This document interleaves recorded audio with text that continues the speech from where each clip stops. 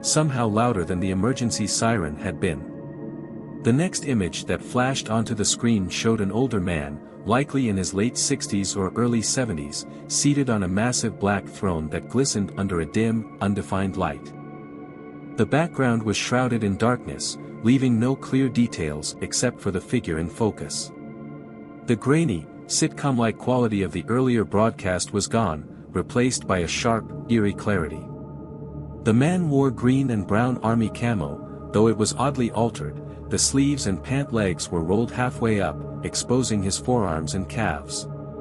At first glance, his limbs appeared to rest lightly on the throne, but a closer look revealed a disturbing truth: his skin had fused with the chair.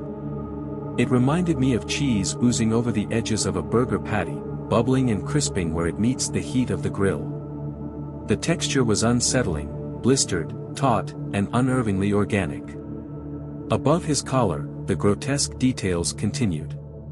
His eyes were forcibly held open by black, tendril-like material that hooked under his upper eyelids, stretching them upward and anchoring them to something unseen above the frame.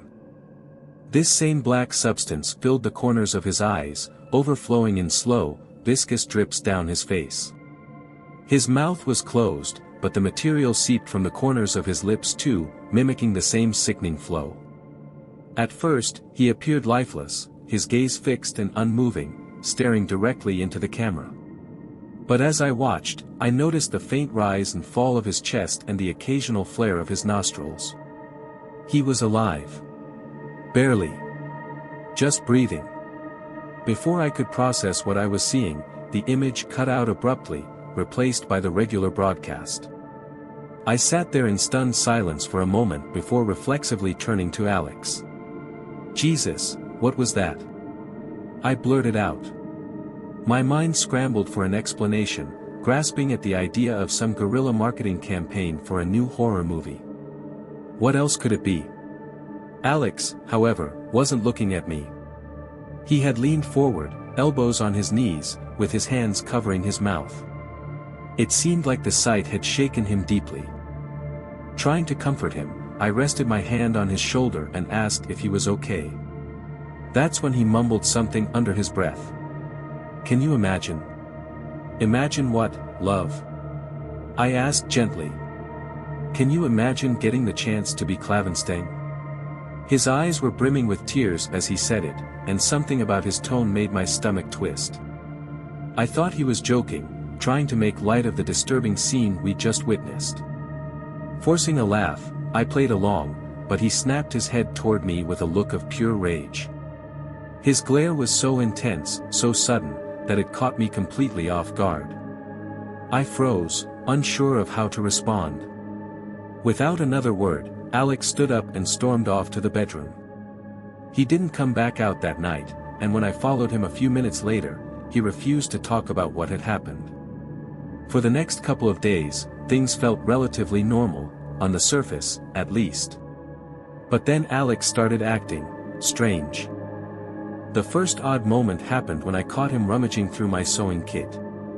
He wasn't just looking for something, he was meticulously inspecting the sewing needles, holding each one up by the head and tilting his own head around to view it from different angles. "What are you doing?" I asked, trying to keep my voice light. He looked up at me and said, "Could I borrow some of these?" "Why would you need sewing needles?" I asked, my confusion clear. His expression darkened. He muttered something under his breath, dropped the needles back into the kit, and left the room without another word. Then, a few nights later, I woke up around 3 a.m. to find him missing from bed. I called his name and searched the house, eventually finding him in the guest bathroom. The light was off, but he stood in front of the mirror, pulling his lower eyelids down and staring intently at his reflection. "What the hell are you doing?" I snapped, startled by the eerie scene. He didn't even flinch. Calmly, almost absent-mindedly, he replied, "Just checking how trivid I am." I felt a chill run through me. The word trivid, it was from the broadcast. The next morning, he didn't go to work. When I asked if he was feeling sick, he casually said, "I quit." I stared at him, dumbfounded. He was sitting at the kitchen table, lifting each of his fingernails one by one and inspecting the space underneath with unsettling precision. "You what?" I managed to ask. Without looking up, he murmured, almost to himself, "I think I'm really Gristiff." That's when I knew something was seriously wrong. Alex wasn't just shaken by the broadcast, he was unraveling. I sat down beside him and placed my hand over his, hoping to ground him. That's when I felt it, a thin, hard lump moving beneath the skin between the tendons of his second and third fingers. My heart sank as I noticed the pinprick entry wound near his wrist. He had pushed one of my sewing needles under his skin. When Alex saw the horror etched on my face, he smiled faintly and said, slightly less driven now.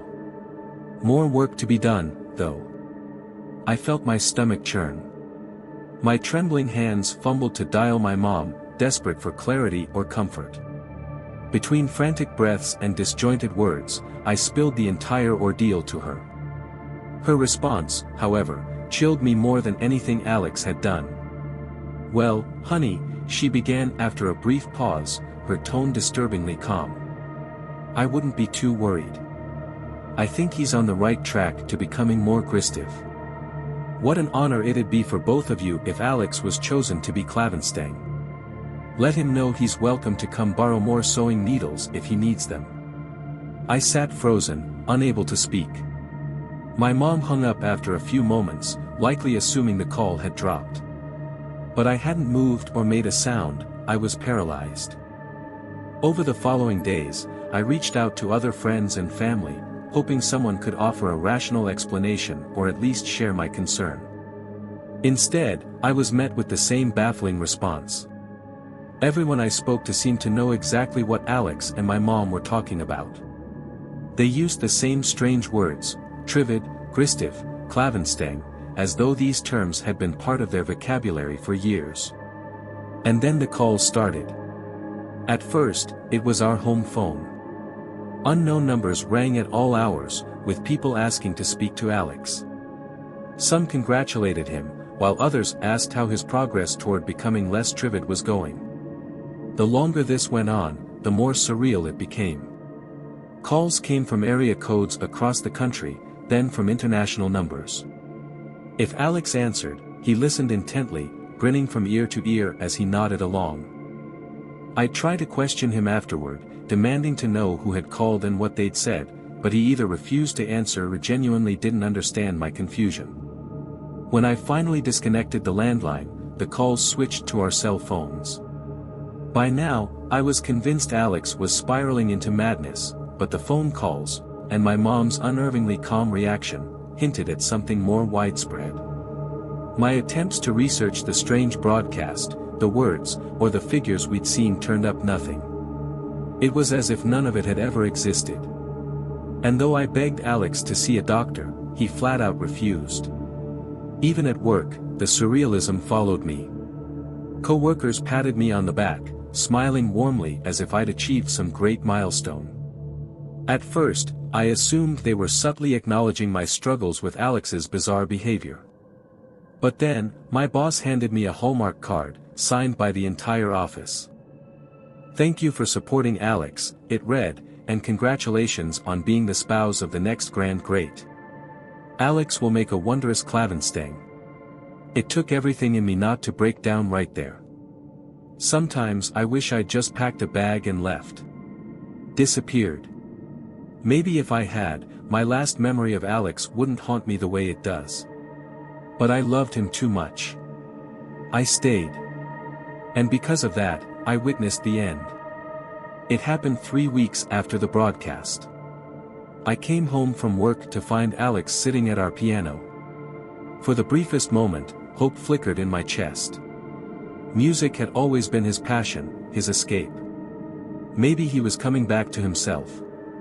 But that hope shattered when I heard the unmistakable snip of scissors cutting wire. Slowly, cautiously, I approached him. As I neared, I saw what he was doing. My legs gave out beneath me, and I collapsed onto the floor. Alex had fed a length of piano wire through the space between his left eyelid and eyeball. The wire trailed back into his eye socket, faint spurts of blood trickling down his cheek. When I made a noise, half sob, half scream, he turned to face me, smiling like a proud child showing off an art project. "I think I'm finally Gristiv," he said, his voice steady. His right eye bulged unnaturally, and a few centimeters of the wire protruded from the bottom of the socket. Blood stained his t-shirt, pooling at the collar. I bolted for the phone, locking myself in the bedroom as I dialed 911. Between sobs, I begged the operator to send paramedics immediately. They reassured me help was on the way, but before I could even process what was happening, a series of loud knocks echoed from the front door. Thank God, I thought, rushing toward the noise. But when I opened the door, it wasn't the paramedics. A crowd of about 20 people spilled into the house, laughing and clapping as they flooded the entryway. I recognized some of them, our neighbors, the UPS driver, but most were strangers. Their faces radiated an eerie, almost unnatural joy. Before I could react, they surrounded Alex, lifting him onto their shoulders like a victorious athlete. "No!" I screamed, or maybe I just made an incoherent noise. I can't be sure. My mind was spinning too fast. They carried Alex out the door, his smile never faltering. Blood still dripped from his face, but no one seemed to care. I ran after them, shouting for them to stop, but my cries went unheard, or ignored. In a blur of movement, Alex disappeared into the crowd, and they vanished down the street. I never saw him again. When I stepped outside, I was stunned. There were people everywhere, an endless mass stretching as far as I could see. They filled every square foot of our cul-de-sac, spilling onto sidewalks, lawns, and the street. It wasn't like this 10 minutes earlier when I got home. The crowd seemed to materialize from nowhere. Each face glowed with the same unsettling euphoria as the group that had carried Alex away. Their joy escalated as Alex appeared, hoisted above the mob like a king. I tried to follow him, pushing my way through the throng, but it was impossible. The density of people made it feel like wading through quicksand. I watched, helpless, as Alex and his captors disappeared over the horizon, swallowed by the tide of elated strangers. Hours later, the last of the crowd vanished as mysteriously as it had appeared. I haven't seen Alex since that day, October 26, 2015. When I went to the police, I braced myself for the same baffling dismissal I'd received from everyone else. But the detective who took my statement was different. He didn't smile or congratulate me. He didn't use the words Trivid, Gristiv, or Klavenstang. In fact, when I tried to explain, his face twisted in confusion. "How about," he said, leaning forward, "instead of wasting my time, you tell me what Klavenstang means? Or what it is to be Gristiv?" I couldn't answer. I didn't know then, and I don't know now. Strangely, after that day, everyone else seemed to forget, too. My mom no longer remembered our conversation. My coworkers acted like they'd never signed that bizarre card. The phone calls stopped. Even Alex's name wasn't erased, his photos and belongings remained. But when I tried to talk about what happened, people cut me off, offering some nonsensical explanation. "Oh, so sad about the boating accident. At least he's happier now. Terrible about the esophageal cancer. He's at peace, though. That house fire was such a tragedy. But he's in a better place." The details always changed. The only constant was their unwavering confidence that Alex was happier wherever he is now. I don't share their certainty. I'm haunted by the image of Alex becoming like the man we saw in that broadcast, the one in the camo, fused to the throne, consumed by that oily black material. Wherever Alex is, I fear he's being devoured by it, inch by inch. And I would give anything to forget. To feel even a fraction of the serenity everyone else seems to have. But I can't. I've come to believe this has happened before and that it will happen again. The cycle will restart once Alex has fulfilled his role. That's why I don't watch TV or movies anymore. I'm terrified that one day, I'll hear that emergency broadcast tone and see him, the new Klavenstang, on that throne. Even writing this was a struggle. It took a few Xanax just to sit in front of a screen long enough to type it out. If parts of this post are disjointed or rambling, I apologize. Most of you probably think I'm crazy, and maybe I am. But I need to ask, is anyone else immune, like me?